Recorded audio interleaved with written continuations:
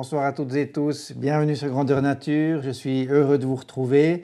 C'est la première fois que je fais une foire aux questions, j'ai donc mis un post sur la communauté YouTube pour vous demander voilà, de lancer quelques questions. Il y en a pas mal qui sont venus déjà. Pour ceux qui n'ont pas vu le post, qui n'ont pas pu poser leurs questions, qui en auraient, si vous êtes intéressés, vous mettez dans les commentaires en bas dans la vidéo vos questions. J'y répondrai donc dans la prochaine foire aux questions. Je pense en faire à peu près une par mois, sans me donner vraiment des structures comme ça, mais voilà. Les habitués de la chaîne ont bien sûr remarqué que j'ai eu une longue période d'absence. L'été passé, j'ai fait donc le chemin des cols alpins en Suisse, et puis ensuite j'ai posté les vidéos, mais après j'ai quasiment pas eu d'activité sur la chaîne. Je dirais j'ai bien manqué 2 mois pleins avec une vidéo au milieu.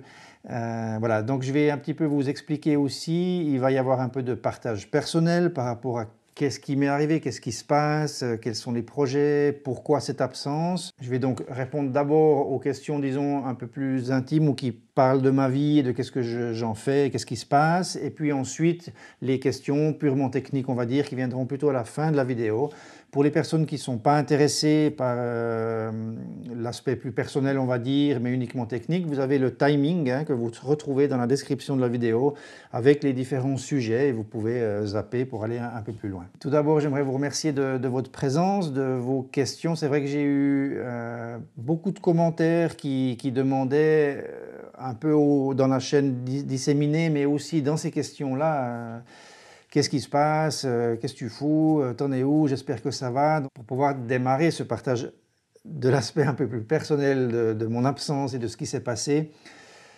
Dans une chaîne YouTube ou dans une chaîne comme ça, sur des réseaux sociaux, on a une vitrine de la personne dans le sens, voilà, ses activités. Vous me voyez en rando, en aventure, en présentation de produits, enfin voilà, ces choses-là.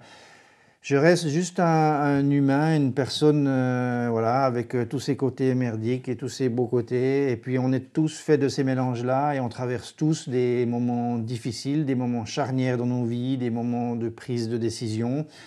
Ça veut dire que voilà, j'ai traversé une période comme cela. Je suis toujours dans une période de transition, on va dire.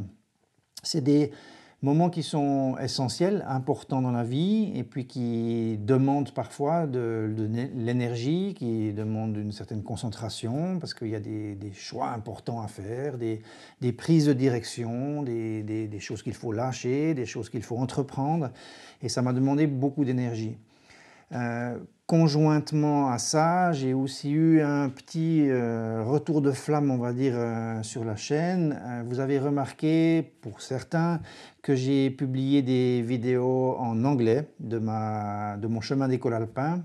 C'était un désir, en fait, que j'ai déjà expliqué, je ne vais pas trop revenir là-dessus, mais bien sûr, d'ouvrir un peu à une audience plus large, mais aussi de m'adresser aux personnes qui potentiellement pouvaient faire ce chemin.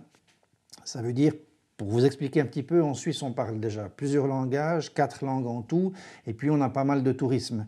Donc du coup, les personnes que j'ai retrouvées, et d'ailleurs que j'ai croisées sur ce chemin des cols alpins, majoritairement, les 3/4 du temps, j'ai dû parler en anglais. Parce que soit c'est des dialectes suisse-allemands, puis que moi je ne le comprends pas très bien, puis que eux, leur français ne permettait pas vraiment d'échanger assez profondément, des choses plus intéressantes ou comme ça. Donc voilà, j'avais tablé sur cette optique-là. J'ai reçu en fait énormément de commentaires négatifs, ça a fait plonger les vues, c'était assez compliqué à gérer si on veut. Non pas par rapport à mon choix que je maintiens et que je trouvais pour moi pas forcément cohérent par rapport à une ligne de distribution sur la chaîne, mais par rapport à voilà, mes convictions et à qui je voulais aussi adresser ce message-là. Par contre, ce que je n'ai pas du tout apprécié, c'est la dose d'agressivité et de négativisme qui s'est déclenchée. En fait, j'ai reçu des mails, des messages privés, enfin des choses assez conséquentes. C'est pas que ça m'a déstabilisé dans le sens où que c'est ça qui m'a fait prendre, voilà, arrêter ou douter de moi-même par rapport à ça. Par contre, ça m'a aussi révélé un peu plus profondément ce que sont les réseaux sociaux, ce que certaines personnes cherchent là-dedans, et puis le défouloir, on va dire, que ça peut être, voilà.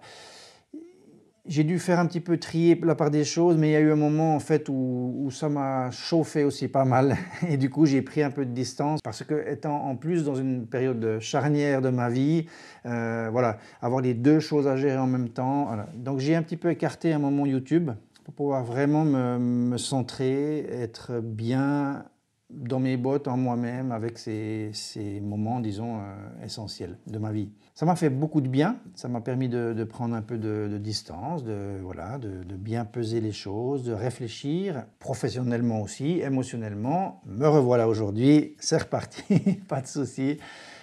Ça fait plusieurs années que dans une situation privée, j'étais pas tout à fait à ma place. Il y a eu des événements qui ont fait que dans ma vie, je me suis un peu perdu. C'est comme ça, hein, on n'est pas tous des champions. Moi, j'ai pas vraiment de peine à montrer mes faiblesses, mes doutes, mes peurs, mes choses comme ça. Je pense même que les reconnaître, c'est un pas vers une force plus grande, vers une évolution, vers trouver son chemin, s'adapter, évoluer, grandir et ben, du coup se relever, devenir plus fort et compagnie. L'espèce de mythe hein, des tout-héros qui n'ont jamais peur, qui n'ont jamais froid, etc. C'est quelque chose, disons, que j'affectionne pas particulièrement. Hein. J'ai pas trop, disons, cette image à garder de moi de grand conquérant et d'aventurier intrépide sans peur. C'est pas ça. Je suis humain et puis j'ai voilà, mes doutes, mes peurs aussi. Je pense comme tout un chacun, dès le moment où après on choisit ou pas hein, de montrer ça, parce que c'est clair que sur les réseaux sociaux, on s'expose et puis on choisit ou pas la barrière, la limite que l'on laisse transparaître. Je vous fais 2-3 partages comme ceci parce que derrière tout ça, il y a un humain. J'ai envie de rester vrai dans ma vie, j'ai envie de rester vrai dans ce que je fais. Ça veut dire que c'est aussi une partie de moi, cette chaîne, et que là-dedans, il doit pouvoir y avoir, à mon avis, ce côté-là. Dès le moment où il y a une passion, il y a un humain derrière. Donc je pense que pour pouvoir bien comprendre ce qui se passe un petit peu, notamment dans l'évolution aussi de la chaîne, parce qu'on en discutera un petit peu plus tard, vous verrez que les choses vont un petit peu bouger avec moi et que les choses vont évoluer. Ça ne veut pas dire que je vais changer complètement par rapport à la rando, des choses comme ça, mais qu'il y a une évolution qui se fait. On en parlera un tout petit peu plus tard au fur et à mesure de vos questions d'ailleurs. Une des premières questions, disons, qui était assez intéressante, la réponse n'est pas forcément évidente à donner. C'est une question de Greg qui me demande qu'est-ce que mon dernier trip, donc le chemin des cols alpins, m'a apporté. Je pense que c'est un bon démarrage dans le sens où c'est une question qui est très profonde en fait, qui réveille pas mal de choses en moi et puis qui peut justement faire une liaison entre ce que je vous ai expliqué de la notion plus personnelle, de se retrouver et puis je pense que principalement mon besoin de partir sur cette aventure-là, sur ces 700 km à peu près, au travers de la chaîne alpine suisse, était aussi un besoin de me retrouver. C'est pour ça d'ailleurs que je l'ai entamé en solo, de répondre à certaines questions. On a des moments dans la vie où voilà, on a ce besoin-là de soit s'isoler, soit se concentrer sur soi pour pouvoir prendre des décisions, faire des choix. La vie, c'est en fait ça. Hein, la vie, c'est des choix. C'est une succession de choix qui nous permettent d'évoluer, de grandir et puis de choisir son chemin. On choisit là où on va. Certaines personnes subissent et puis voilà, maintenant, en fonction des personnalités, on accepte plus ou moins de subir les choses. Personnellement, je reprends ma vie en main et je choisis une direction. Alors pour bien répondre à la question clairement et précisément, du mieux que je peux, je dirais principalement que, mis à part bien entendu tout ce qui est de lâcher le stress, de pouvoir vivre au jour le jour, de pouvoir s'aérer, être en nature, reconnecter avec la nature, je dirais que sur un plan personnel, ça a permis pour moi de me recentrer, de me retrouver, sans vraiment répondre directement aux questions que je me posais un petit peu hein, sur mon chemin de vie, parce qu'on a des fois trop tendance à poser une question en l'air puis attendre une réponse claire. Par contre, ça m'a indirectement, sans que je me rende compte vraiment, reconnecté à moi-même. Et puis c'est quelque chose qui est essentiel à mon avis, qu'on perd souvent dans le cours de nos vies, en fonction surtout d'éléments extérieurs, de la pression, du travail, de la société, voilà, des conventions, ce qu'on devrait faire versus ce que l'on aimerait faire, enfin voilà, tous ces combats-là. Tout au long de ma vie, on en parlera aussi plus loin, mais tout au long de ma vie, j'ai, disons, pas mal suivi mon instinct, mes envies, mes besoins, et j'ai peu soumis ma personne à l'autorité, qu'elle soit sociétale, paternelle aussi, voilà. J'ai en général, ou patronale, j'ai pas mal lutté pour garder mon cap. Mais il y a eu des moments où je me suis perdu, où les éléments de vie ont fait que je m'oubliais, voilà, je passais dans quelque chose qui ne me convenait pas. Je reprends la barre maintenant et je pense que c'est principalement ce que m'a permis ce voyage de cet été, ça veut dire de me recentrer sur moi, de me retrouver, parce que c'était une ouverture, disons, sur un mois plein, où j'étais avec moi-même et puis où j'ai vraiment pu couper. Je pense que dans un séjour plus court, si on part 2 semaines ou quelque chose comme ça, c'est compliqué parce qu'on a toute une période où on doit voilà, arrêter le brouhaha, lâcher tous ces choses qui viennent pour pouvoir voilà, finalement commencer à goûter au phénomène de se retrouver. Dans ma vie, j'ai fait des voyages qui duraient 6 mois et plus, donc ça veut dire que je sais, hein, je connais un petit peu et je comprends à quel moment ça va commencer à se lâcher, à quel moment on peut vraiment entrer dans un voyage et puis avancer personnellement. Sinon, bien entendu, ça m'a apporté de l'aventure, de l'adrénaline, des choix, des combats, des luttes pour arriver jusqu'au bout. J'ai été beaucoup soutenu, aidé par nombre d'entre vous et par une personne en particulier. J'ai vu des choses exceptionnelles, des choses plus dommages. Enfin voilà, c'était vraiment très riche et ça m'a apporté énormément, ça c'est sûr. Disons, en plus, ça m'a redonné goût au voyage, ça m'a redonné goût à la vie aussi, ça m'a rappelé, ça m'a remontré qui j'étais, quelles étaient mes capacités, quelles étaient mes aspirations dans la vie. Et voilà, on va en parler un petit peu par rapport aux directions.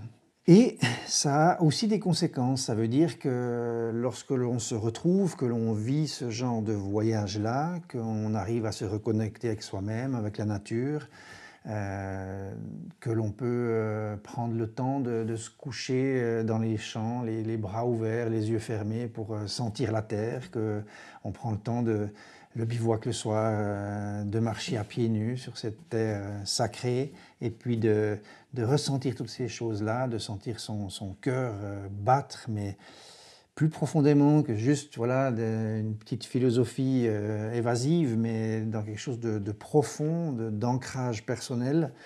Ça a aussi des conséquences lorsque l'on revient. Et moi, j'ai eu un retour chaotique, j'en avais parlé dans mon live où je parlais de cette arrivée-là. C'est vrai que j'avais vraiment de la peine, beaucoup de peine à atterrir, mais c'est aussi parce que je me retrouvais dans ce contexte qui ne me correspondait pas, dans cette situation de laquelle je devais me sortir. Ça m'a amené en fait à tout à coup être devant des évidences qui sont arrivées au fur et à mesure des mois qui arrivaient après mon retour. D'où aussi mon silence sur la chaîne, parce que voilà, il fallait vraiment que je me centre et que je prenne des décisions. Ces décisions sont prises maintenant. C'est pour moi une nouvelle énergie, une nouvelle vie, un nouveau départ. Je suis dans une force et une énergie exceptionnelle. Elle est encore pleine de combats parce que tout ça est nouveau et puis il y a beaucoup d'inconnus. Par contre, j'ai en moi une source et une force qui est nouvelle et puis je retrouve, on va dire, mon vrai moi profond et c'est quelque chose qui me fait énormément de bien, que vous allez certainement sentir dans mes partages futurs. Je me reconnecte à vraiment ce que je suis, qui je suis et où je veux aller. Ça veut dire mes bases. On va en parler dans une question qui m'a été posée et qui est assez intéressante en fait sur l'avenir de la chaîne et sur des demandes, est-ce que tu ferais ci ou ça, voilà, ça va venir. Je renoue avec aussi des fonctionnements que j'ai connus, je vais dire au début de mes voyages, dans les périodes les plus fortes de voyage qui étaient entre la vingtaine et la trentaine. Là, c'était quelque chose vraiment d'assez profond, sur des longues durées, loin. Enfin voilà, c'était des coupures extrêmes, des aventures assez folles, assez inconscientes aussi à cet âge-là. Et puis, je renoue avec ça et ça me fait énormément de bien. Ça veut dire que je prends la décision aussi de lutter et d'abaisser toutes les barrières que la société me met, tous ces préjugés, tous ces soi-disant devoirs sociétaux et toutes ces choses-là par rapport à la production capitaliste, par rapport à plein de choses là. Donc je veux me libérer de tout cela. Ça va donc être des zones de vide, d'inconnu et de vertige, avec des difficultés contre lesquelles je vais devoir me battre, notamment financières, parce que je suis en train de me délester de tout ancrage, toute attache qui me relie à un lieu géographique fixe. Je veux pouvoir retrouver mon autonomie, je veux pouvoir retrouver et faire vivre ce goût du voyage, de la découverte. J'approche gentiment la cinquantaine. Alors on va me dire, voilà, c'est parce qu'il y a eu le nouvel an 2022, la crise de la cinquantaine. Oui, peut-être, c'est égal, c'est égal. Tout ce que je sais, c'est que je renoue avec ça et que c'est quelque chose qui me fait beaucoup de bien. Au départ de cette nouvelle vie qui m'attend, j'ai aussi fait une rencontre exceptionnelle et unique. Je pense que chaque chose, chaque événement dans une vie arrive à un moment précis. C'est à nous ensuite de nous ouvrir, d'accueillir ces moments et puis de les vivre surtout très intensément. Je repars sur une deuxième question de Yann, merci pour les souhaits. Et aussi, on soulève maintenant le sujet GNT, le Grandeur Nature Trail. C'est un projet donc que j'ai commencé, dont je vous ai parlé notamment l'année passée. Le but était de réunir, disons, un tracé issu ou basé sur des tracés qui existent en Suisse, mais de connecter mes zones préférées pour offrir un topo et un tracé personnel des meilleurs endroits à mon avis, ou en tout cas un truc un peu aventureux et sur plusieurs jours. Le Grandeur Nature Trail est en cours de création. J'ai eu 2 questions par rapport à ça. On espère qu'on aura accès cet automne au GNT. Ça peut être difficile, vous allez voir un petit peu au fur et à mesure de la vidéo et des partages pourquoi. La première chose, c'est que j'ai un tout petit peu sous-estimé, disons, le temps nécessaire à cette préparation-là. Premièrement, parce que je veux absolument avoir réalisé la totalité du tracé. J'ai été juste coupé dans la finalisation, il me restait un petit bout à faire et puis j'ai pas pu à cause de la neige qui est arrivée. Du coup, il me manque ce petit bout-là. Et puis ensuite, il y a tout ce qui est rédaction. Vous l'aurez compris avec tout ce que j'ai parlé en début de vidéo de l'évolution personnelle de ma vie et des choix et de tout ce qui se passe. C'est compliqué de trouver assez de temps tout simplement entre les vidéos, ma vie, faire cette création-là. Ça viendra, peut-être j'y arrive pour cet automne.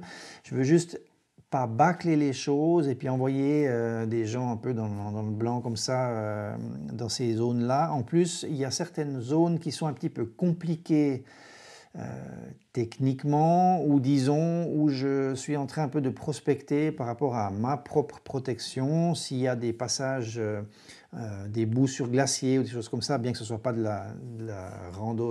l'alpinisme en fait glaciaire, mais que c'est juste un passage qui est sur les cartes, enfin voilà, ces choses-là, mais à quel point je dois me dégager juridiquement, comment ça se passe, voilà, je suis un peu en train de me renseigner là-dessus. Bien que ce soit des tracés qui existent déjà, je fais que juste dire je passe par là. Mais voilà, juste trouver un petit peu cet équilibre-là et puis surtout savoir comment renseigner les gens, comment guider pour qu'il n'y ait pas de soucis, quel degré de difficulté je dois notifier pour que les gens sachent aussi bien à quoi s'attendre, toutes ces choses-là. Ensuite, j'aimerais faire un topo, ça veut dire vraiment quelque chose qu'on peut suivre, télécharger en PDF ou comme ça. Donc ça demande voilà, beaucoup de photos, d'explications, de textes à écrire, à rédiger, trouver les éventuels points de bivouac et de ça. Et puis, j'aimerais aussi trouver jusqu'à quel point je vais profondément dans cette préparation-là. Ça veut dire, est-ce que vraiment je dois tout renseigner ou est-ce que vraiment ça s'adresse aussi à des gens qui cherchent l'aventure et puis voilà, qui sont un peu débrouillards et puis qui vont trouver. Voilà, j'aimerais pas que ce soit quelque chose qui soit trop prémâché non plus. Voilà. Donc c'est tout cet équilibre-là que je suis en train de préparer, mais qui demande beaucoup de temps. De plus, vous allez le voir, on va y venir maintenant, sur une autre question par rapport à mon travail et mon organisation personnelle dans ma vie entre boulot-loisir. Je vais avoir beaucoup de choses à démarrer, donc ça va me demander encore plus de temps, d'énergie. Voilà, donc je fais, ça viendra quand ça viendra, je fais au mieux et je vous tiens au courant, bien entendu, ça joue. Henri me questionne par rapport à mon absence et une question, est-ce que tu es sur d'autres projets éventuellement? Donc que sont-ils? Première chose, je ne vais donc pas abandonner ma chaîne, je reprends, je continue, je garderai un rythme, je dois juste le retrouver et puis reprendre possession aussi hein, de ce partage. Comme vous avez vu, l'absence a été quand même assez longue, hein, presque 2 mois pleins on va dire. Donc voilà, ça demande un petit peu d'énergie, de redémarrage. Oui, j'ai un projet et j'ai un beau projet, je crois. Maintenant, avant de vous l'annoncer, je ne voulais pas forcément le faire, mais en fait, il y a eu beaucoup de questions qui m'ont demandé qu'est-ce que tu fais, puis cet été, qu'est-ce qui se passe, etc.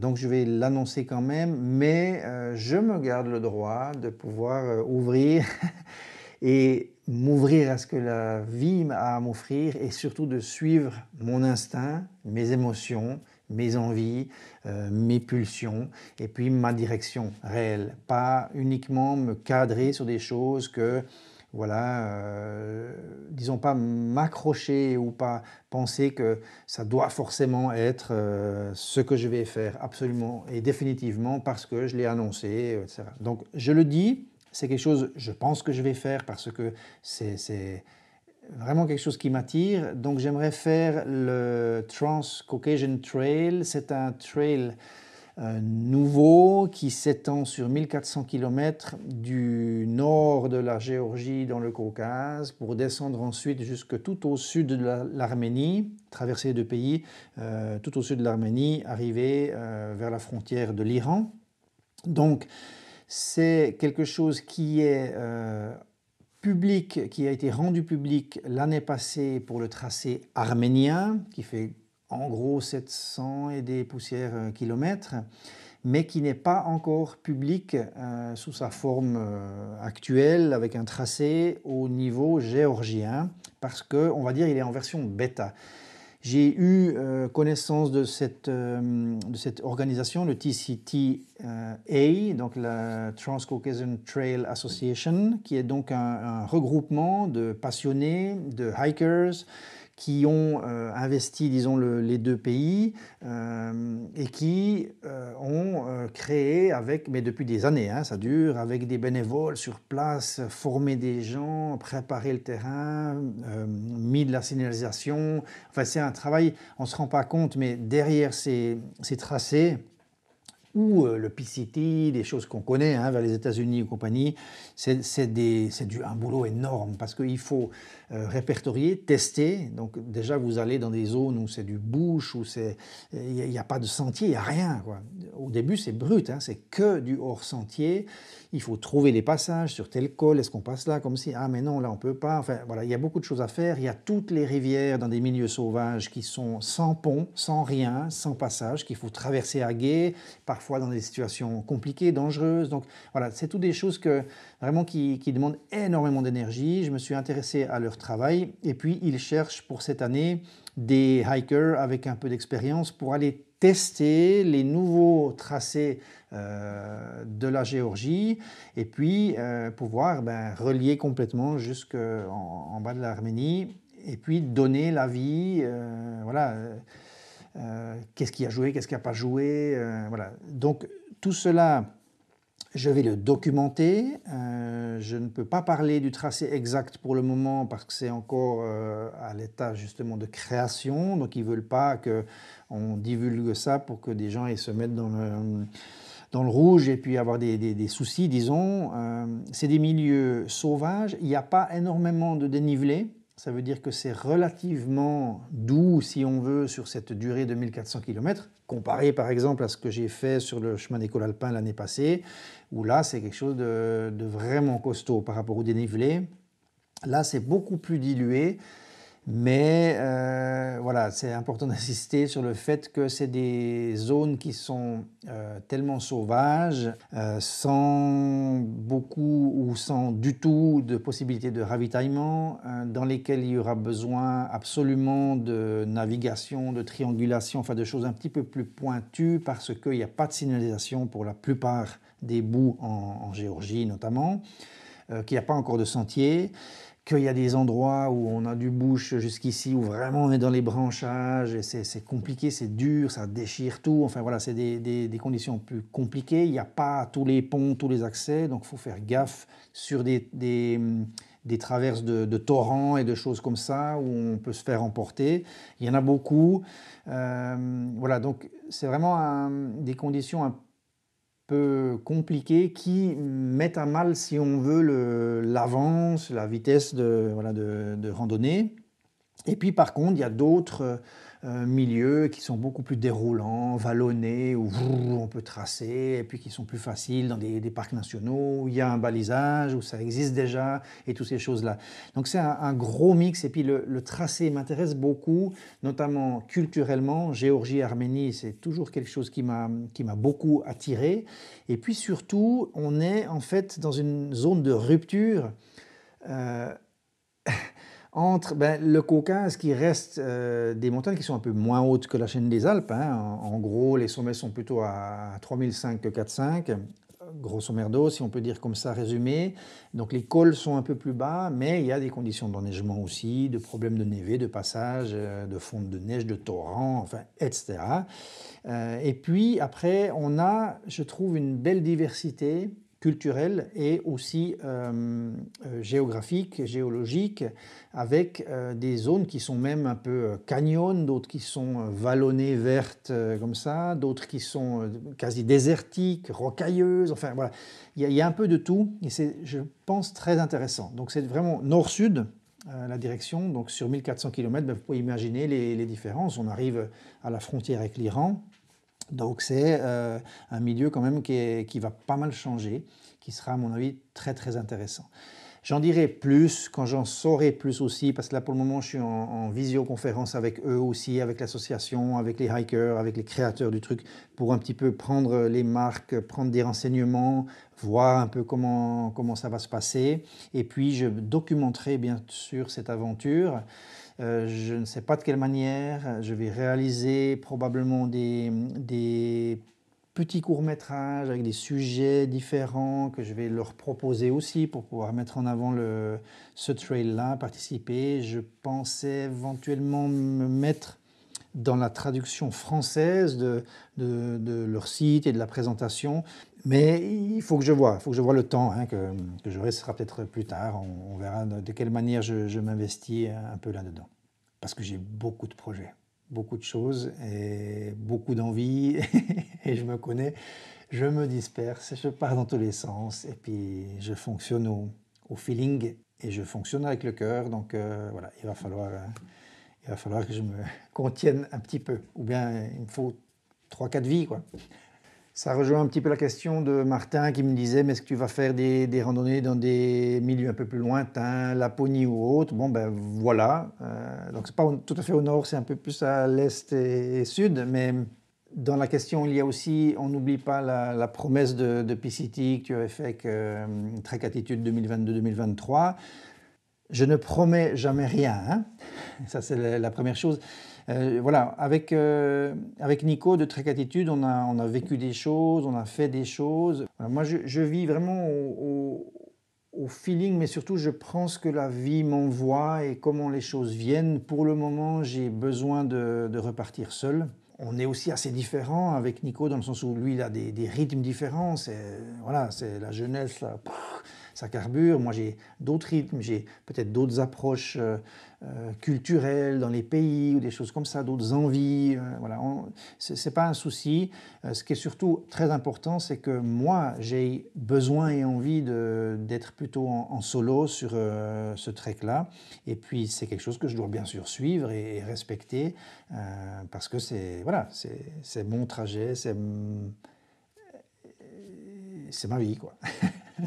Orange Baby Break me demande quel est le long métrage nature que j'ai le plus aimé, documentaire ou film, etc. Into the Wild. Si je prends mon lien avec la nature et ma personnalité dans le mix, c'est sans hésiter Into the Wild de Sean Penn. Et ce film m'a beaucoup parlé. Il est il est assez lent, hein, c'est un déroulement assez lent, assez contemplatif.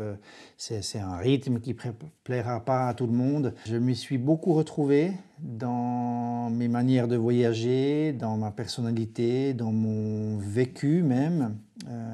J'ai été à des moments dans des borderlines comme ça, quand je me suis retrouvé au Népal, où j'ai quasiment brûlé mon passeport à un moment donné, parce que j'étais dans un village. J'y habitais depuis pas mal de temps. Je travaillais là avec ces gens, j'étais vraiment bien là-bas. Et puis par rapport à ma rupture, par rapport à la société et tout ça, j'ai quasiment tout brûlé. Je pensais ne pas revenir. Donc voilà, je me suis vraiment beaucoup retrouvé dans ce film et c'est celui qui m'a énormément parlé. Un autre volet qui n'a rien à voir avec la nature, mais les ailes du désir de Wenders. Ça, c'est aussi quelque chose qui m'a beaucoup touché.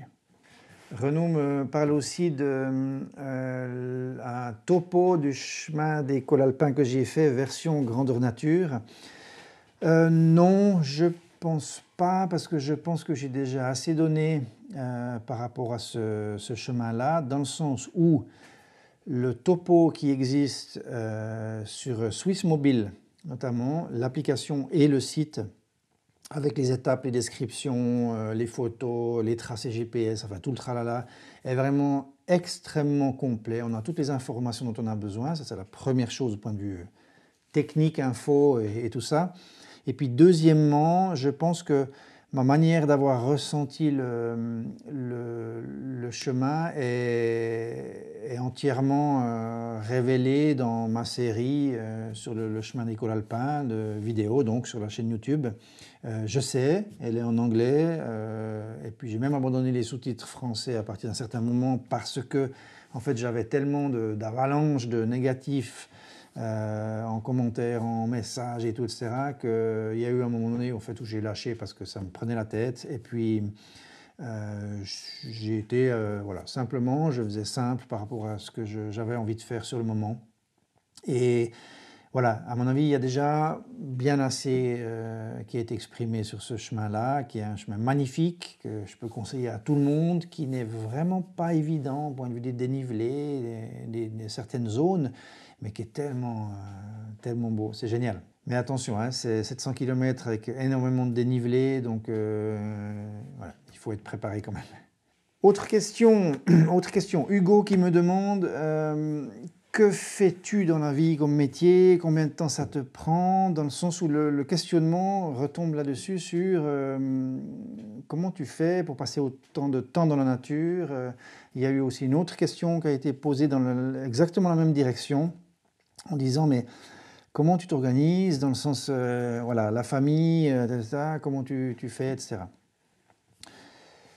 J'avais fait une vidéo sur les proches ou le refus des proches, par exemple, de certaines activités, donc des situations dans lesquelles on peut se retrouver. C'était une vidéo assez personnelle, avec mes convictions, mes prises de position, car du coup, pas plus à tout le monde, mais inversement, où beaucoup de gens on peut se retrouver aussi dans ce contexte, dans cette situation, dans ce questionnement sur quelle est la place de la personne au sein de la famille, de la vie et des personnes qui nous sont chères. Ça veut dire que on a envie de satisfaire tout le monde, on a des obligations familiales et c'est là où, à mon avis, il y a un mot qui est très glissant dans le sens où, déjà, si on parle d'obligation, il y a un problème.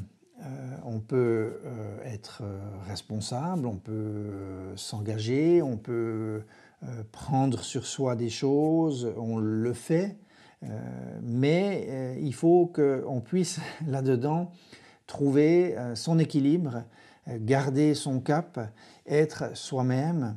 On évolue forcément dans la vie, hein, forcément, mais ça ne veut pas dire que parce que tout à coup on a une famille ou qu'on vit un nouvel événement qui va dans cette direction-là, qu'on doit s'abandonner, s'oublier. Sinon, à mon avis, on va vers un crash à un moment donné ou à un autre. C'est très compliqué, mais c'est très compliqué aussi, surtout lorsqu'on prend un schéma type standard, dans le sens, on est là, on a une famille, on a des enfants, on vit dans cette société avec ces besoins-là, on calque, donc c'est parti, quoi. Métro, boulot, dodo, et puis en plus, si on fait un job qu'on n'aime pas, dans lequel on n'est pas bien, et tout ça, mais c'est d'un compliqué et d'un restrictif, c'est quelque chose de très fort en fait, hein. Je regarde les générations d'aujourd'hui même, mais j'allais dire les anciennes générations, où on commence un job et puis on le fait toute sa vie, puis on finit. Moi, c'est des choses qui sont inconcevables pour moi, parce que je fonctionne avec l'amour, la passion et cette motivation-là. Ça veut dire que je ne peux pas faire quelque chose que je n'aime pas, ou du moins trop longtemps. Ça ne va pas le faire et je sais qu'à un moment donné, je break, je coupe tout ça et je me casse. Ça, c'est sûr, c'est certain. J'ai pas que ça à faire dans cette vie. J'ai pas envie de pétouiller dans un truc vaseux qui ne me convient pas et puis mourir à petit feu, etc. Je sais que je vais certainement mourir dans quelques années, pas très tard, en tout cas j'espère, pas trop devenir trop vieux et compagnie. Je veux vivre à fond ma vie et j'ai décidé, justement, comme j'en ai parlé en début de la vidéo, de me reprendre en main par rapport à ça et de suivre ce que j'aime, ce que je veux faire pour mon développement personnel, pour pouvoir être bien, et c'est très important. Le reste autour va suivre, ça veut dire que quand on arrive aussi à débloquer des énergies comme ça, quand on arrive à s'épanouir, à être soi-même entier, intègre dans sa personnalité, d'âme, de cœur, voilà, on rayonne aussi des choses qui font que les choses viennent avec soi, et ça se débloque. Mais c'est très vertigineux, ça fait peur, c'est l'inconnu, c'est des grands sauts. J'en ai fait dans ma vie, je travaillais à 100%, j'ai sauté dans le vide en disant je veux faire de la photographie de nu féminin et je veux vivre de ça. Et je l'ai fait, mais j'ai sauté de 100% de salaire à rien. Et c'est des sauts en parachute, sans parachute. C'est ce genre de choses-là. C'est risqué, c'est dangereux, mais j'ai rencontré beaucoup de gens qui ont fait de leur vie des choses exceptionnelles. Et je pense que malgré tout, la vie, ça reste des choix. Je vous donne un exemple. Dans mes voyages par le passé, j'ai rencontré souvent des familles qui voyageaient avec 3 gamins que je rencontrais sur les chemins, que ce soit au Népal ou ailleurs, en Australie, ça, qui vivaient des vies complètement épanoui, avec des enfants scolarisés, mais avec un programme et un suivi qui était donné au sein de la famille, parfois des moments pour, je sais pas, tout à coup, 1 année et demie, 2 ans, dans un endroit plus, on va dire, sédentaire à un moment, et puis après ça rebougeait, puis ils repartaient en voyage, et puis ils vivaient une vie absolument équilibrée, heureuse, ils n'étaient pas dans le besoin. Alors, par contre, effectivement, ça a des sacrifices, ça impose des choses où on se, on se recadre, on a des autres besoins, des autres attentes. Ça veut dire que le bonheur est issu de choses qui est peut-être beaucoup plus simples, mais à quelque part beaucoup plus sainement, je pense aussi, avec, voilà, c'est des valeurs de vie, c'est des choses que l'on choisit, et tout ça, c'est quelque chose que depuis le début de ma vie, alors je vais dire, ok, depuis le moment où j'ai commencé à capter des choses, adolescence et puis jeune adulte, etc., à ce moment-là, ben, j'ai commencé à prendre ces décisions-là, et j'ai rapidement cherché à diriger ma vie comme cela. Donc, qu'est-ce que je fais? Je compose. En fait, je compose ma vie pour le moment entre cette chaîne YouTube qui me rapporte un petit quelque chose, la photographie, principalement la photographie de nu. Mon site c'est fabienquelot.com, il s'affichera. Donc je photographie des femmes en nu ou en sous-vêtements, voilà, la féminité pour être plus large, et dans un cadre qui est par exemple artistique, qui peut être assez franc par rapport à des recherches personnelles, des confrontations, des regards, des choses comme ça, et aussi un nouveau volet qui s'ouvre gentiment par rapport à la reconnaissance de soi, à se retrouver soi-même, être bien dans son corps, s'accepter, se faire du bien simplement, voilà, on ose aussi s'admirer, ou voilà, voilà, tous des thèmes en fait qui seraient plus personnels, et par rapport aux clientes qui m'approchent pour ces séances photo. Donc voilà, voilà, différentes sources de revenus, si on veut, que je compose. J'ai eu vécu de l'artisanat, j'ai eu vécu de la musique, enfin voilà, j'ai fait des blocs en fait de créations différentes dans ma vie, et tout ce qui est la technique de spectacle, au début sur les plateaux, les constructions de décors, les choses comme ça, après dans la direction technique de spectacle, de tournée, plutôt dans le théâtre hein, que la musique ou des choses comme ça. Voilà, donc c'est vrai que c'est tout un... Mais j'ai aussi été paysagiste dans un jardin botanique pendant sa création, mais c'est ça qui m'intéressait, c'était créer les choses, les ponts, les rocailles, les serres avec les cactus, les plantes, voilà, faire des aquariums, la décoration dedans, voilà, tout ce qui était créé, et j'aime ça. J'ai besoin de créer, donc cette chaîne YouTube, c'est la même chose. C'est en fait retrouver, vous remarquez qu'il y a toute cette corrélation entre la nature, la création et ma personne, en fait. Et puis j'ai besoin de mettre en place ça pour vivre, pour exister, et c'est là-dedans que je me sens bien.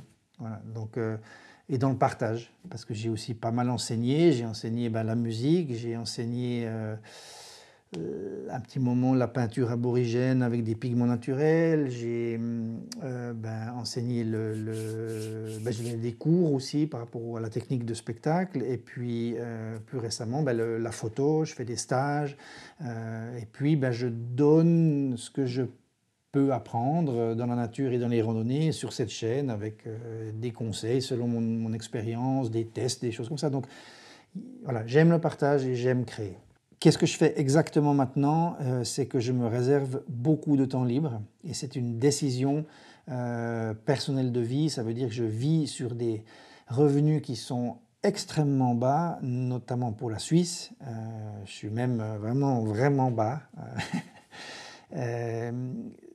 Par contre, je me refuse en fait l'aide sociétale, si on veut, dans le sens, voilà, c'est quelque chose que je n'ai pas envie, donc je me serre la ceinture. En même temps, j'arrive à me démerder, mais parce que j'ai des besoins en fait qui sont moindres. Alors, il faut se serrer la ceinture, c'est compliqué, voilà, c'est toutes des choses qui sont inacceptable pour certaines personnes, vertigineuse pour d'autres. Moi, ça me va. Je préfère avoir plus de temps libre et pouvoir créer et m'exprimer, et puis vivre beaucoup plus simplement, modérément.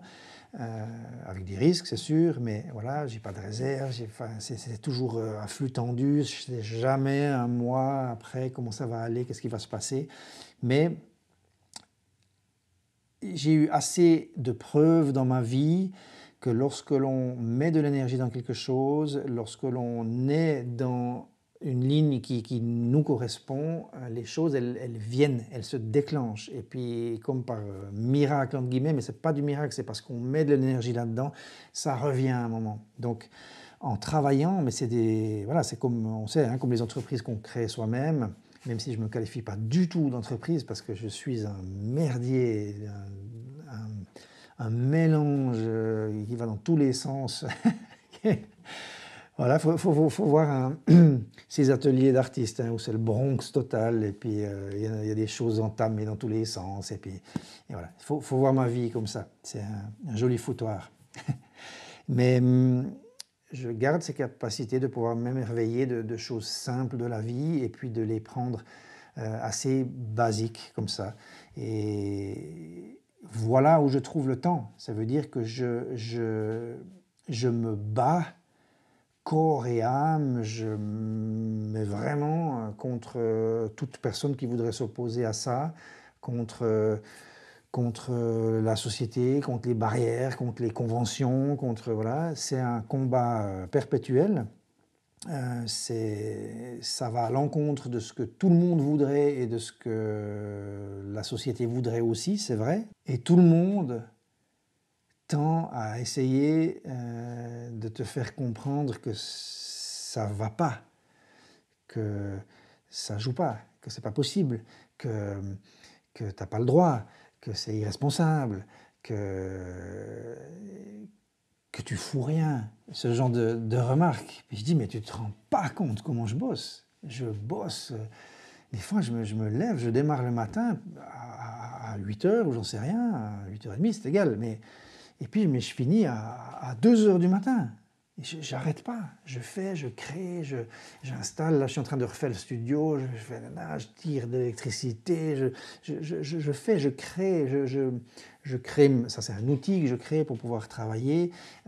Voilà. Mais c'est un choix. C'est un choix. Je comprends que pour beaucoup de personnes, c'est des choses qui paraissent inaccessibles. Alors du coup, je ne veux pas déclencher quoi que ce soit, ni de problèmes familiaux, etc. Mais c'est vrai que je pense qu'on ne doit pas s'oublier. Et puis, la vie est faite de choix. Nicolas me demande les projets 2022. Alors j'y ai répondu par rapport au TCT, le Trans-Caucasian Trail. Lui, c'est le projet, on va dire, estival, long, 1400 km de la Géorgie à l'Arménie. En plus, on m'a posé une autre question par rapport au projet Grand Froid. Est-ce que je pensais reprendre les projets Grand Froid? Oui, j'ai juste loupé le moins 27 à 15 kg derrière chez moi, la Brévine, Sibérie de la Suisse. Je l'ai loupé, ça, papa, c'est descendu un jour. Pourtant, j'aurais dû m'en méfier, mais j'avais la tête ailleurs, on va dire. Et du coup, j'ai complètement loupé ça. Ça va peut-être revenir, bien sûr, je vais retourner, m'immerger dans ces bonheurs de grand froid et ces aventures-là. C'est quelque chose de vraiment... c'est quelque chose que j'aime bien, puis c'est des choses très, très vite aventureuses, en fait. Il faut faire attention, mais c'est très chouette. Dans la question, il y a qu'est-ce que tu conseillerais, Cumulus Valandré, j'ai deux choses en tête. J'ai par habitude sur la chaîne de ne parler que de matériel que j'ai testé. Donc je ne peux pas répondre, je ne connais ni Cumulus ni Valandré, bien que je n'ai entendu beaucoup de bien. Disons, voilà, c'est la seule chose sur laquelle je peux me référer. Après, il y a les chiffres. Et puis, c'est la seule chose sur laquelle je pourrais baser mes choix au niveau où j'en suis de connaissances, vu que je n'ai jamais testé. Donc, je ne peux pas répondre lequel il faut prendre et tout ça. Après, voilà, je dirais globalement pour pouvoir faire de la moyenne à mi-haute randonnée estivale ou 3 saisons, etc., en variant bien sûr l'altitude en fonction des 3 saisons, mais disons pouvant en été bivouaquer jusqu'à 2008, 2009, voilà des choses comme ça. Moi, je conseille zéro confort, c'est la chose que je vois. Après, quelle marque, quel poids, kilt, sac de couchage, etc. Ça, c'est d'autres choix. Mais disons par rapport à cette température-là, c'est quelque chose de bien, de polyvalent. Donc, zéro confort ou éventuellement un -5 si tu veux pousser un petit peu plus ou voilà, avoir un petit peu plus de marge. Mais pas un 5 ou 4 degrés comme j'ai pris cet été. Je le savais, mais c'est trop limite. Il y a trop de situations où ça ne va pas. Humidité, froid avant, machin, fatigue, mal manger. Donc voilà, zéro confort. Julien Millet me pose une question. La question est simple. Quel est ton plus grand rêve? De rando ou pas?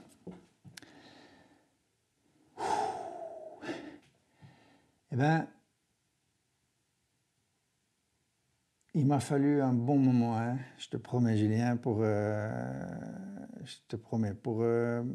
arriver à les creuser, à comprendre, à me poser la question, surtout à cette période de ma vie de changement, de départ, de nouvelle vie complète, presque une espèce de remise à zéro.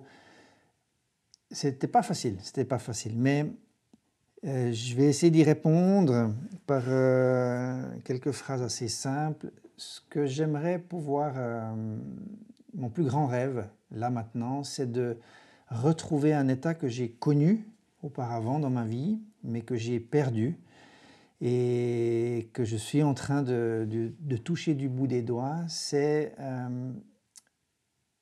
arriver à être entièrement heureux en moi, avoir vraiment ce bonheur en moi, juste en moi simplement. Ça veut dire que j'arrive à trouver cet état sans que ce soit basé sur des choses qui m'arrivent ou du matériel ou de l'émotionnel et des choses comme ça.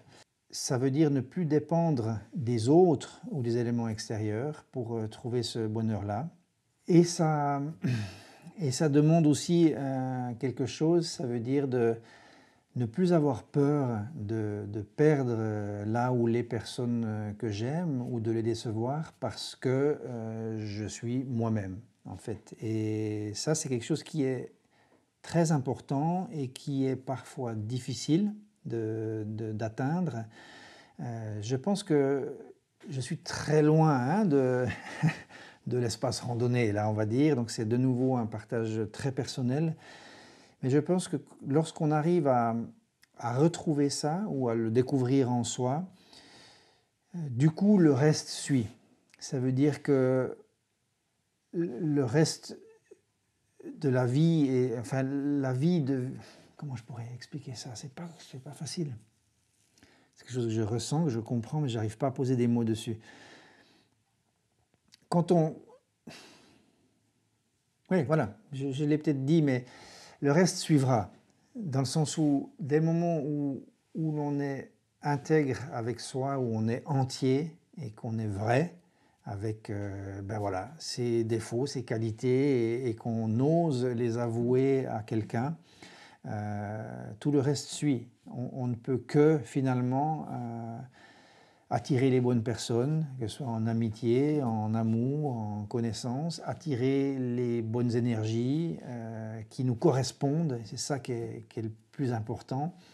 On n'est pas dans le paraître, on est vrai, on est soi, on n'a plus peur du coup, parce que voilà, on sait que les choses qui vont venir dans notre vie sont faites pour nous à des moments précis, que ce soit dans les projets, même de randonnée, il y a quelque chose qui naturellement vient.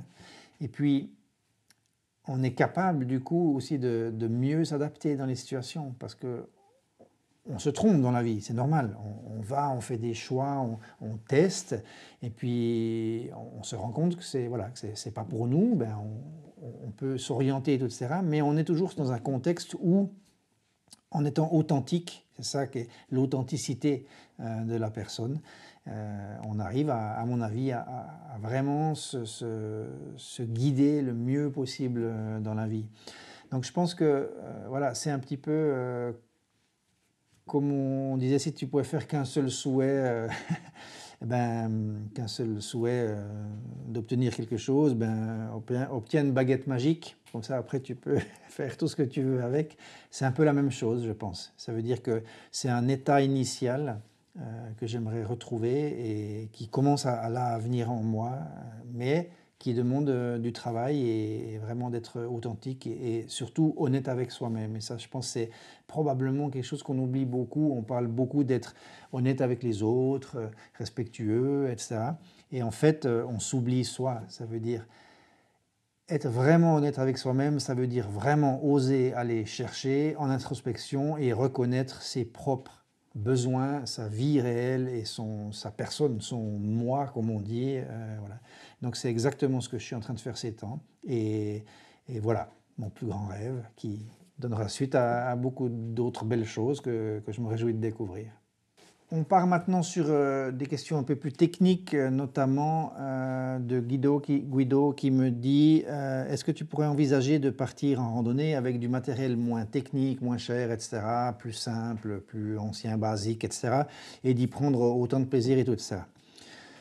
Absolument, absolument. C'est quelque chose d'ailleurs que je voulais vous partager, mais du coup la question est là et c'est parfait. La première chose que je voudrais dire, c'est que j'ai randonné dans ma vie dans des époques où il n'y avait déjà pas tout ça, donc vers les années 95, 96, 97, dans ces démarrages-là, c'est là où j'étais dans l'Himalaya. Il y avait déjà des choses techniques, bien entendu, on s'entend, on se comprend, mais c'était pas, on n'avait pas la même technologie qu'aujourd'hui. Et lorsque j'étais, par exemple, sur le circuit de l'Annapurna ou dans la zone Annapurna Base Camp à cette époque-là, j'avais initialement prévu de partir en Nouvelle-Guinée-Papouasie. Donc j'étais équipé au départ de la Suisse avec moustiquaire, machette, aspi-venin, etc. Ce genre de choses. Tang et autres, voilà, bref, hamac, tout ce qui est jungle, quoi. Et puis je me suis retrouvé au Népal, parce que je fonctionne comme ça, à l'instinct et aux envies. Donc c'est quelque chose qui m'a parachuté là-bas. Donc je suis arrivé et j'ai fait toute cette randonnée pendant des mois avec des chaussures d'occasion, parce que je voyage avec très très très peu de moyens. J'avais peu de budget, donc j'avais des pantalons en laine, machin, une espèce de veste en laine. J'avais une espèce de pèlerine comme un ciré, un peu comme ça, une bâche. J'avais pas de sac de couchage, j'avais pas de tente, j'avais une couverture en laine, j'avais une espèce de gourde en aluminium revêtue de cuir qui pesait 1 kilo à vide. Pas de bâton de marche, mais un bâton en bambou que j'avais pris sur le terrain. J'avais un vieux sac en coton, un sac alpin d'alpiniste suisse, un coton cuir lourd, pas de connaissances, pas de Natel, pas d'internet, pas de GPS, pas de carto. Enfin, j'avais des cartes à certains moments, mais sans couvrir toutes les zones. Puis surtout, après, je suis sorti de la zone touristique de visa en plus, donc j'étais dans des zones où il y avait des checkpoints de l'armée, enfin, c'était n'importe quoi. Mais c'était génial, et puis ça marchait très bien. Par contre, je me suis mis dans des gonfles, voilà, j'ai eu des aventures pas tristes, j'aurais pu y rester sans problème, surtout avec mon manque de connaissances. Mais je dois avouer que j'évolue et cette chaîne évolue, ça veut dire que je vais tendre vers quelque chose de différent. On m'a parlé dans une autre question de retour aux sources, est-ce que je vais faire par exemple des choses type bushcraft, construction, plus, voilà, plus naturel, plus... Vous voyez derrière moi, il y a des flèches, il y a de l'artisanat, j'ai travaillé le cuir, le bois, j'ai fait des colliers, j'ai vendu, j'ai vécu de ça, j'ai fabriqué des pochettes, des carquois, des godasses, des sacs, enfin,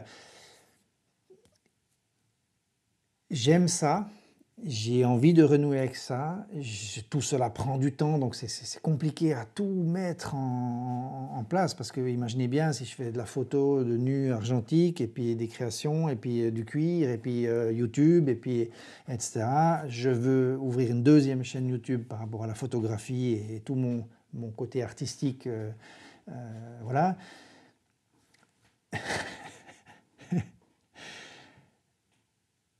Il faut aussi laisser de la place pour l'amour. Je veux dire, tout ça, ça demande du temps. Et il me faut plus de vie. Alors, pourquoi j'irais me faire chier à travailler pour un patron dans un truc qui ne m'intéresse pas? Vous comprenez? Ça rejoint vraiment. Je peux pas, j'arrive pas. Je veux vivre à fond, le cœur ouvert, m'arracher la poitrine pour que ça puisse sortir tout ça, et vivre passionnément, intensément, à fond, et puis crever quand ce sera le bout, et puis voilà. Mais je vais pas. J'ai tellement d'exemples de gens Je reviens des trucs personnels, hein, je suis désolé, mais j'ai tellement d'exemples. J'ai perdu un ami très proche, c'était en fait un élève des cours de nu artistique avec qui on est devenus amis progressivement, qui est décédé 4 mois avant sa retraite, quoi. Toute sa vie, il bosse, il prépare. Je me souviens, il me disait, ah, regarde, là, puis je vais me faire le studio, puis je vais pouvoir faire des nus, ça va être génial, machin, et paf, quoi. Puis j'étais là, mais putain, c'est pas possible, quoi. C'est pas possible de toute sa vie de tirer comme ça pour. Et en fait, tu arrives là et moi, c'est hors de question. Je veux vivre à fond, pleinement. Je ne vais pas perdre mon temps à. Ça veut rien dire, tout ce qui est matériel, etc. J'ai aussi appris ça, de pouvoir me débarrasser de choses. Je prends, après je relâche, et puis voilà, c'est des choses passagères et ça mène pas à grand part. C'est pas là qu'il y a le bonheur. Le bonheur, c'est voilà, c'est comme je l'ai dit avant, c'est en soi. Bref, je m'égare, excusez-moi, c'est comme ça. Je suis comme ça. C'est tout. Mais pour répondre à ça, oui. Et en fait, j'aimerais vous partager quelque chose par rapport à toutes les nombreuses revues que j'ai fait de matériel, notamment par rapport au partenariat qui a été fabuleux, que ce soit avec Montbel principalement, mais aussi avec Zipax, Enlightened Equipment. Enfin, voilà, j'ai reçu des choses que j'ai pu tester, Gossamer Gear, voilà. Mais c'est bien tout ça, ça m'a permis aussi de m'équiper pour des choses auxquelles je n'aurais pas eu accès. C'est super. Ça m'a aussi fait des doublons. Et je me suis retrouvé avec ce matériel, mais en me questionnant beaucoup par rapport à la nature, la rando, enfin voilà, ces choses comme ça. J'ai eu 2-3 remarques très pertinentes. Hein. Mais qu'est-ce que tu fais avec tout ce matériel, toi qui promouvois plutôt la nature, l'amour de la nature et tout ça? Et je suis entièrement en fait d'accord avec ça. Hein. Je réagis, j'ai eu ce passage comme ça. Et j'aimerais tendre à des choses plus naturelles, revenir aux sources, mais pas dans le sens où à quelque chose que je ne connais pas, c'est plutôt le contraire, c'est quelque chose que je pratiquais avant. C'est-à-dire dans toute ma vie de randonnée, avant que je prenne vraiment la chaîne YouTube, j'ai plutôt été proche du cuir, des plumes, de la laine, du bois, du coton, du lin, voilà, de ces choses-là, ces matières naturelles qui me parlent, que j'aime toucher, parce que bien que ce soit beaucoup moins lourd, beaucoup plus efficace, je sais pas, une doudoune en nylon ou en Gore-Tex pour la pluie, etc., il n'y a rien de tel que de toucher un coton ciré que tu as fait toi-même, une cape ou quelque chose comme ça. Et j'en avais fait à l'époque d'ailleurs. Donc, tout ça, je pense que c'est quelque chose que je vais retoucher gentiment. Il faut que je fasse la part des choses dans le sens où je n'ai pas forcément envie de partir dans des choses extrêmes, mais de faire un bel alliage des deux, entre le essentiel très pratique de ce qui est du monde moderne, on va dire, et le côté plus émotionnel, plus tactile, plus beau, des matériaux nobles que je vais appeler comme ça, qui ne sont pas issus de l'industrie pétrolière déjà, et ce genre de choses. Donc je réfléchis à ça, je pense à tout ça. Voilà. Donc oui, j'ai ces envies-là, et ben, j'ai déjà randonné avec des choses vraiment extrêmement basiques.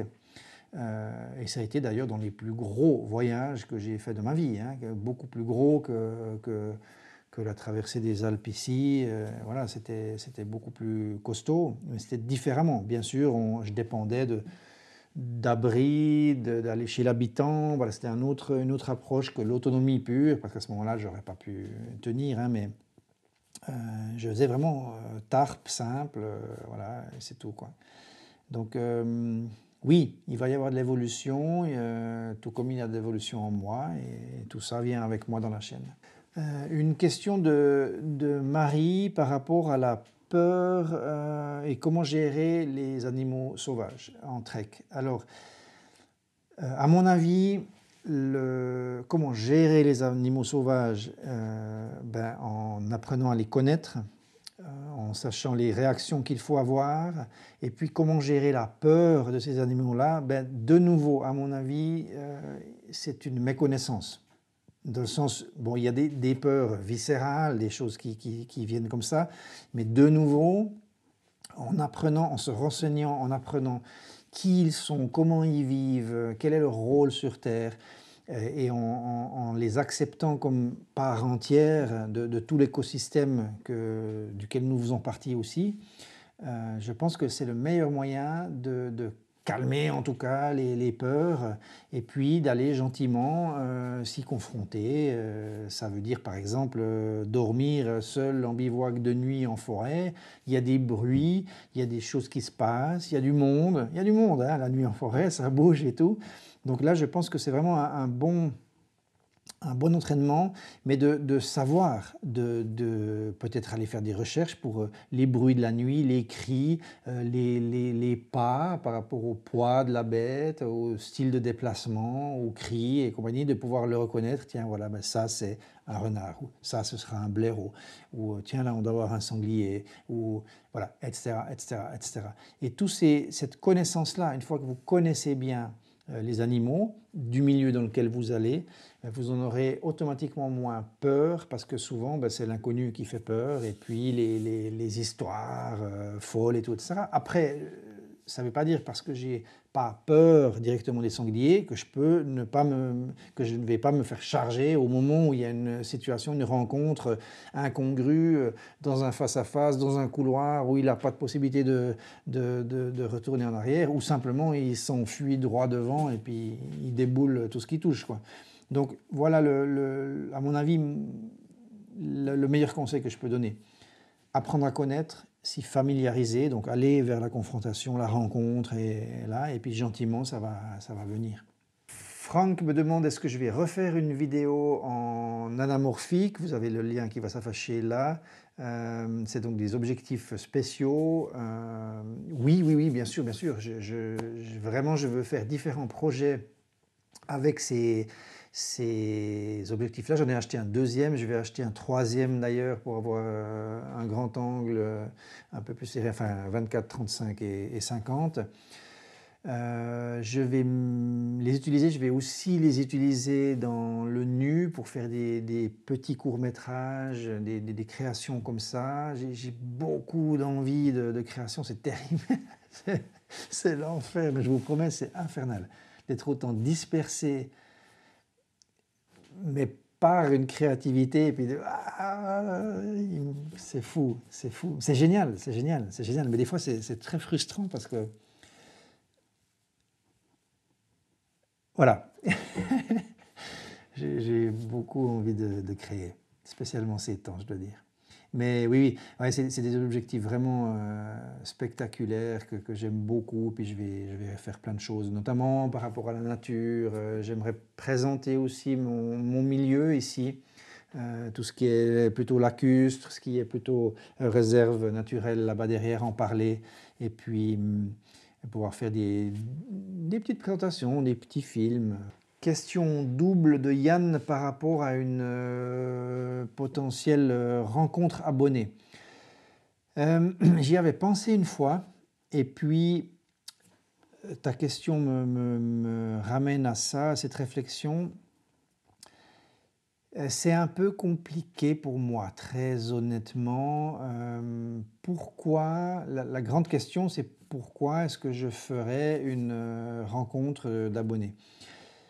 Si tu remarques bien, dans la plupart de mes randonnées, je randonne en solitaire, parce que c'est quelque chose que j'aime bien cette tranquillité, j'aime bien cette manière d'être, j'aime bien me retrouver avec moi-même. En général, quand je vais en nature, je vais assez haut, en haute montagne, assez loin, tu as vu, hein, je me perds, j'aime pas trop les sentiers trop fréquentés, je les évite. Voilà, ça m'arrive même, suivant quel moment c'est, si je suis dans la vallée ou un peu en haut et je vois quelqu'un qui monte, de prendre le chemin un peu plus long pour...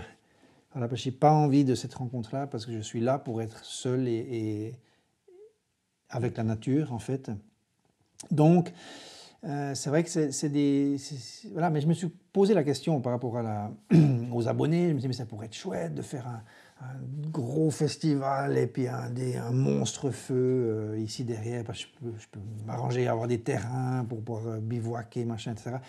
Mais je me heurte à quelque chose, ça veut dire l'impact sur la nature, la quantité tout à coup de monde qu'elle a et tout ça, même si, bon, voilà, un petit moment ça peut jouer, il n'y a pas vraiment de problème. Mais le réel, voilà, le réel désir de ça, ou le réel but finalement, voilà. C'est vrai que je suis un peu peut-être trop solitaire pour engendrer ce genre de rencontres, je crois. La deuxième question, c'est par rapport au matériel. Donc c'est vrai que quand on arrive dans un magasin, il y a tellement de choix, de possibilités, de choses comme ça. Ta demande, c'est que je puisse faire par exemple une vidéo qui énumère, disons, les critères globaux de choix, qu'est-ce qu'il faut pour s'équiper et puis trouver les bonnes choses à acheter, en fait, pour pas se retrouver avec des choses inutiles, sans parler de marque précisément, etc. Alors tout à fait, c'est quelque chose que je pourrais faire, mais je pense que ma réponse, elle est en fait dans mes gear lists, ça veut dire mes vidéos de présentation de listes de matériel, été, froid moyen, grand froid, enfin voilà, des choses comme ça. Pour moi, ma réponse, elle est là. Si tu observes ces listes-là, ben, qu'est-ce que tu vas avoir? Tu vas avoir mon avis sur les choses essentielles et mes choix que j'emmène dans les rondos que je fais. Donc, je ne peux pas répondre plus précisément que ça. Je parle de mes choix dans la présentation du matériel, et puis il y a une liste en plus en dessous avec les poids, les choses comme ça. Donc, ça veut dire de trouver la bonne corrélation entre l'utilisation de la chose, son absence de redondance entre les différents éléments, ou voire mieux, le fait qu'une chose peut servir à plusieurs utilisations, comme par exemple le bœuf qui sert de masque, de bonnet, de bandeau et de tête d'oreiller pour faire un coussin pour la nuit, enfin, etc. Donc,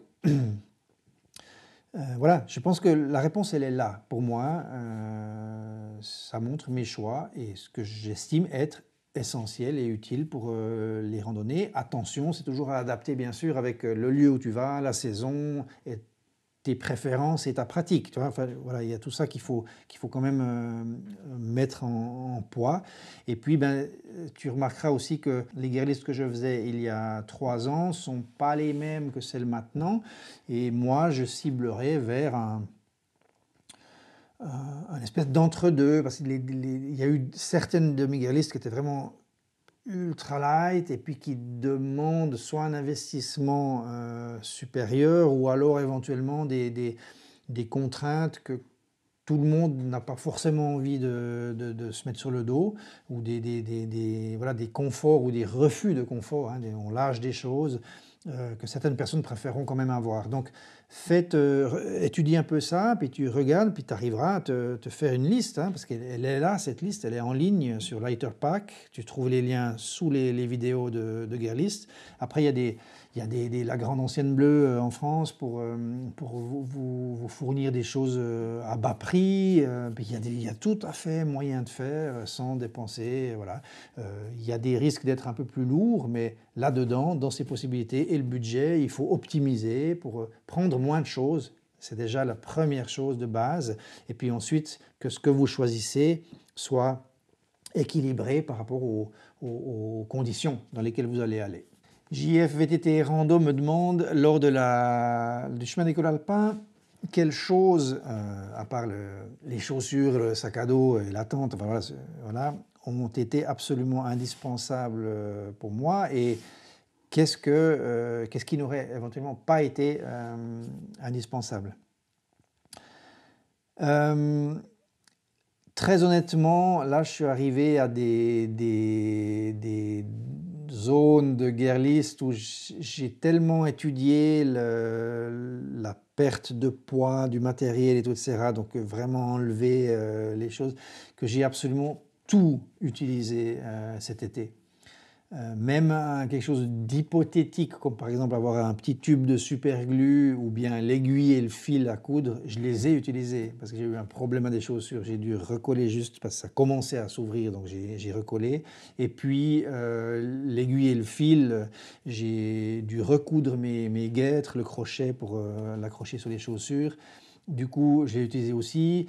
La pharmacie, je l'ai utilisé à donf, mais j'avais très peu, mais je l'ai utilisé à donf et je l'ai refourni aussi pour me protéger, pour les crèmes, pour la petite balle en liège j'ai utilisé, enfin tout. Je dirais que ce qui aurait pu être laissé à la maison, c'était éventuellement le parapluie, dans le sens où ce n'était pas quelque chose d'absolument essentiel. J'aurais pu très bien faire cette randonnée sans.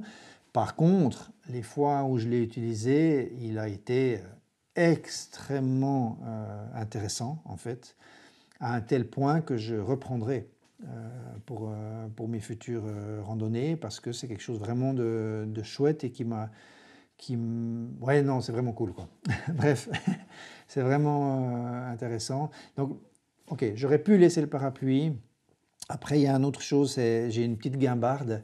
Je peux laisser aussi. C'est absolument pas essentiel. C'est quelque chose, c'est du confort si on veut. C'est un confort qui, dans certains moments, peut faire la différence entre arriver jusqu'au bout ou ne pas y arriver. Je pense que voilà, c'est un soutien moral. C'est quelque chose d'important, de très important.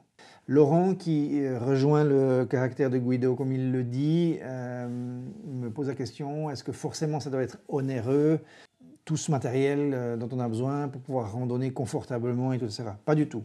Pas du tout. En tant que chaîne, on s'approche de choses plus techniques, on se dirige. Il ne faut pas oublier que, en fait, je vis en partie, pas complètement, mais je vis aussi avec cette chaîne Grandeur Nature. Donc, c'est, ben voilà, un certain taux, un pourcentage, c'est mon job aussi. C'est mon job de randonner. En fait, je dois aller randonner pour créer des images, pour générer des vues, vous présenter du contenu, des choses, et puis que YouTube puisse mettre sa publicité. Et puis c'est cette publicité qui fait que j'ai un petit revenu mensuel et qui me permet d'aller de l'avant, d'investir, de vivre, de survivre plutôt, pardon, je vais mettre ça comme ça.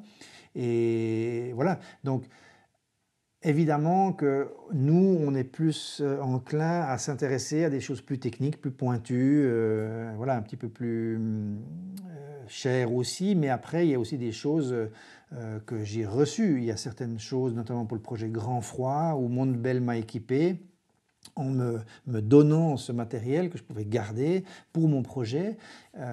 J'aurais jamais pu acheter tout ça et j'aurais pas fait ce projet Grand Froid à ce point-là, Belle Étoile à -27, ce genre de choses.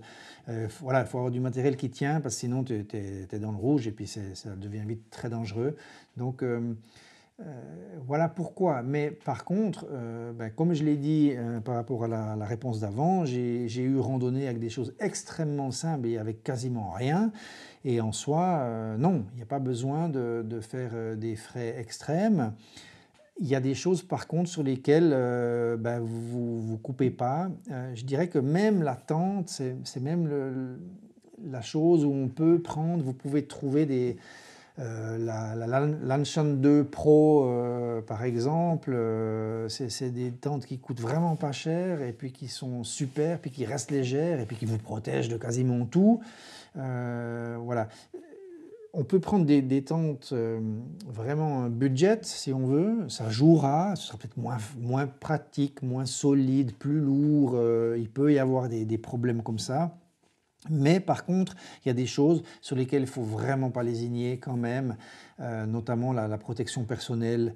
Une veste de pluie, si elle ne va pas bien, ben, vous pouvez vous mettre dans une situation compliquée. Donc il y a peut-être des points importants, la chaleur, l'isolation.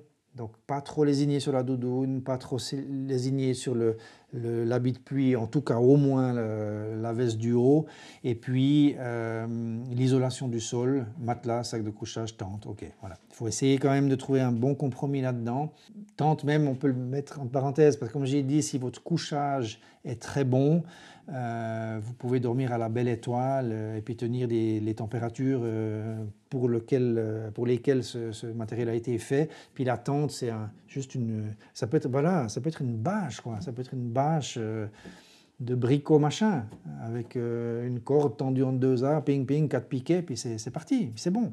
Tu es protégé des éléments, et puis tu es en tarpe, et puis tu as payé ton machin 9 balles, quoi. Ça marche aussi. Ça marche aussi. D'ailleurs, c'est comme ça. C'était une bâche de chantier, moi, que j'avais au Népal. Donc, Annapurna Base Camp, alors il y a des refuges, des choses comme ça, mais sur le montée, les chemins, et puis après, quand j'ai été tout seul dans d'autres vallées où j'ai passé, etc., j'avais une bâche de chantier bleue, là, avec les œillets, les machins comme les cabas, c'est tout, quoi. Donc non, il n'y a pas besoin de vraiment dépenser énormément d'argent, il y a besoin d'un minimum, mais après, pas du tout. Le plaisir, il ne change rien. Il faut démarrer, trouver votre matériel, vous faire plaisir, puis surtout y aller. C'est ça qui est absolument essentiel. Olivier me parle du ravitaillement en eau. Il a maintenant un filtre, le BeFree Katadyn. C'est le même que j'utilise moi. Comment gérer et comment savoir est-ce que ce petit filet d'eau, ça joue pour pour filtrer l'eau et la boire. Si vous regardez la vidéo que j'ai faite par rapport à la filtration de l'eau, en effet, il faut faire attention parce que ces filtres-là ne filtrent que les bactéries, les protozoaires, mais pas les virus. Donc, tout ce qui est matière fécale et les hépatites qui peuvent en découler ne sont pas filtrés par ces filtres-là parce que c'est plus petit, ça passe à travers les mailles du filet, si on peut dire. Ça veut dire qu'à ce moment-là, le seul moyen de pouvoir traiter cette eau, c'est la chimie, donc la javel si on veut, hein, ou les micropures, des pastilles comme ça, ou l'ébullition pendant en plus un certain moment. Il y a différentes théories là-dessus, 3 minutes, 5 minutes, enfin, etc. Mais disons, une bonne ébullition pendant un moment, disons 2-3 minutes, ce sera le moyen de pouvoir définitivement voilà, vous enlever un petit peu vraiment tout risque. Vous pouvez faire les deux, la filtrer et la bouillir. Et puis là, ça va quand même déjà vous éliminer. Normalement, c'est bon. Par contre, évidemment, dans les milieux avec alpage, il ne faut pas prendre là où le ruisseau traverse tout un champ, où il y a des vaches, des bœufs et compagnie, puis prendre là en bas. Il faut arriver à remonter plus haut ou à attendre, ou alors prendre quelque chose où il y a un débit qui est quand même supérieur. Voilà. Il faut quand même faire attention parce que ces filtres, il ne faut pas qu'ils donnent non plus une espèce d'option où on est complètement OK avec ça. Il y a eu, c'est vrai, des fois où j'avais un petit doute, je ne savais pas trop, puis bon, je prenais. Mais après, je peux aussi filtrer, puis me rappeler dans quelle bouteille c'est. Puis je vais les utiliser, par exemple, pour plutôt faire l'héliophilisé, donc faire bouillir d'abord l'eau, puis après les mettre dans l'héliophilisé, que boire directement. On peut essayer de trouver des compromis comme ça, s'il reste assez pour boire la journée, hein. C'est une première chose. Après, ce que vous pouvez faire, effectivement, c'est quand même avoir de secours, des pastilles micropures pour des situations où vraiment vous n'avez pas le choix, puis que vous êtes trop dans le doute, ou que c'est un peu, disons, un peu plus sûr qu'il pourrait y avoir des problèmes, pour vraiment être sûr sur 100%. Puis à ce moment-là, ne pas utiliser le filtre, vous pouvez faire les deux aussi, mais pas ne dépendre que de ça. Voilà. Faut essayer d'aller regarder sur la cartographie aussi, hein, voir où le cours d'eau remonte. Est-ce qu'il y a un haut plateau avec plein de vaches et d'étangs et de choses comme ça. Donc, essayez de retracer sur la carte, de voir d'où ça vient. et puis de faire vos jugements par rapport à ça, par rapport à voilà, la connaissance du lieu, du terrain, et puis sinon, ben, ma foi, avancer ou cuire, simplement. Fouad me demande si j'envisagerais un trek Sahara ou autre, disons pour se connecter à ce genre d'endroit. Alors, c'est pas du tout à fait ça, hein, mais je vais dans un peu d'autres milieux cet été. Et puis, par contre, j'ai un projet toujours qui tient avec mon ami Wim, un compagnon de voyage que je connais depuis 1996. Et lui est beaucoup dans le Sinaï et puis il a beaucoup cette connexion avec le désert. Donc je projette des voyages futurs aussi avec lui, une rencontre là-bas ou ailleurs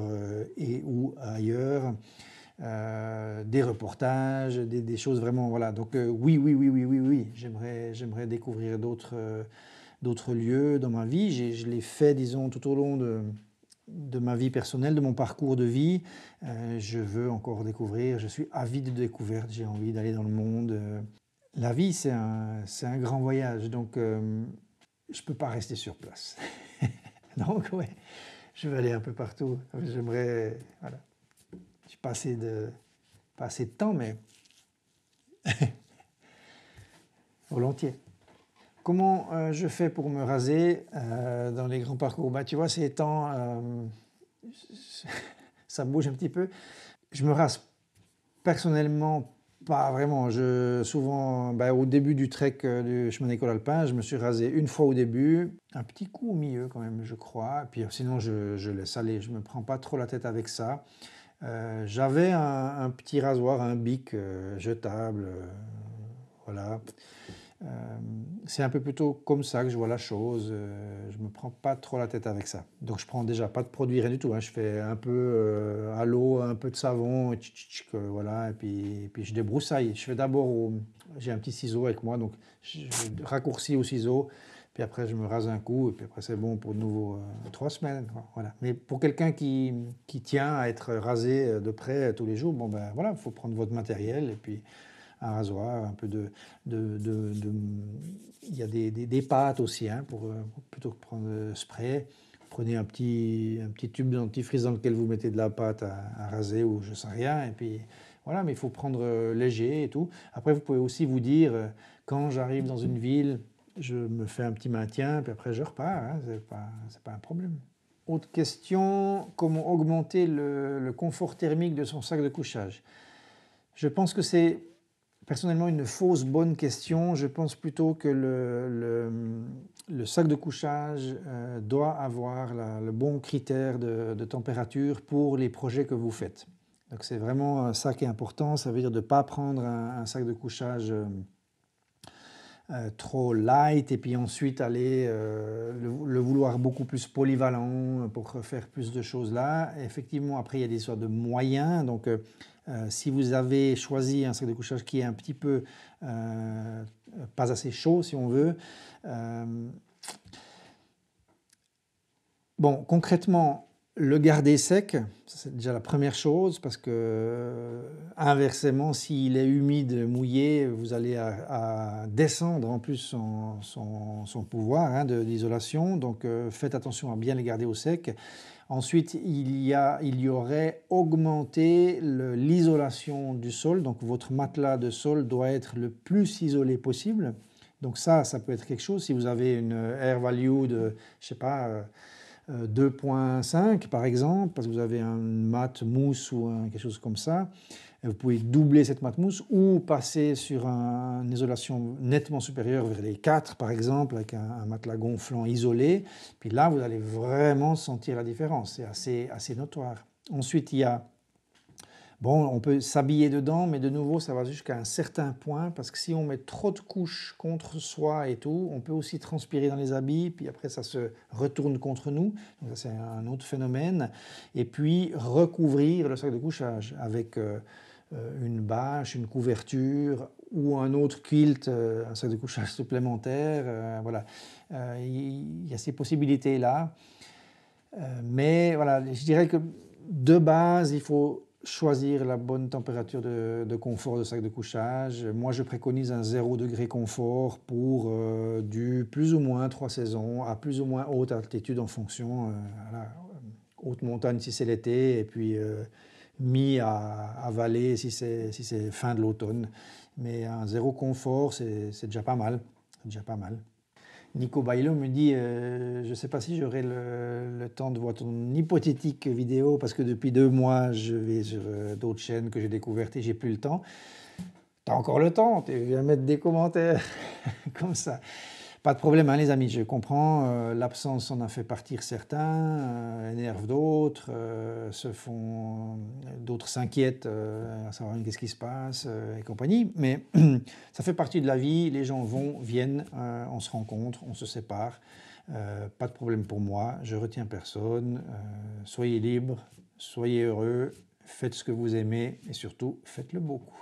Je pense que je vais donc m'arrêter là sur cette première foire aux questions qui était très dense. Ça va faire une vidéo qui va durer des heures. J'espère que, disons, vous avez pu trouver les renseignements que vous vouliez, que ce partage a été sympathique pour vous, que vous vous y retrouvez aussi dans le sens où, voilà, si vous aviez des questions par rapport à qu'est-ce qui se passe dans ma vie. Je pense que vous avez un beau panel là quand même de partage personnel et de choses un peu plus techniques. N'hésitez pas donc maintenant dans les commentaires sous cette vidéo à poser vos questions pour la prochaine foire aux questions. Ce que vous voulez, allez-y, pas de problème. Je décide ensuite, est-ce que je veux y répondre si c'est très personnel ou pas. Et par contre, voilà, tout ce qui est technique et tout, etc., je vais vraiment y répondre. Après, s'il y en a énormément, s'il y a trop, je vais peut-être séparer en 2 vidéos, je ne sais pas, et envoyer ça. Mais en tout cas, je vous remercie beaucoup de l'écoute. Je vous souhaite une belle nouvelle année 2022, puisque c'est que maintenant que j'arrive avec ma vidéo. Je vous remercie encore de la présence, du soutien. Et voilà, de tout ce qui m'est arrivé comme ça dans les bras, que je voyais pendant mon absence, mais je n'avais pas toujours le temps de pouvoir répondre, et surtout j'étais moi-même voilà, un peu loin, quoi. Merci donc à vous, prenez soin de vous et à tout bientôt. Ciao, bye bye.